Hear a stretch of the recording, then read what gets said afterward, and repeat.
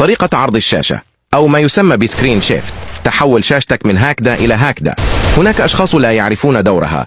يكمل دور سكرين شيفت في جعل شاشتك عريضة، ومن ثم يصبح رأس خصمك كبيرا ويصير هيد شوت سهل. وبتأكيد فهد طريقة بدون بانذ، لأنه ليس بي تطبيق أو زيت أو ماكرو آدة.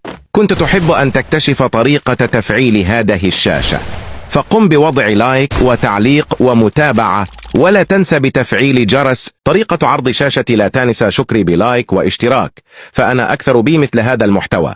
الخطوة الأولى نذهب إلى إعدادات العبة، ثم ننزل إلا لأسفل عند الشاشة ونضغط على الشاشة نوتش ونقوم بإلغائها، وثم نعد إعادة تشغيل العبة.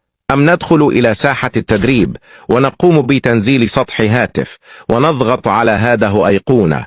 ومبروك عليك شاشة عريضة. إذا أعجبك فيديو لا تنسى باشتراك، ومع سلامة.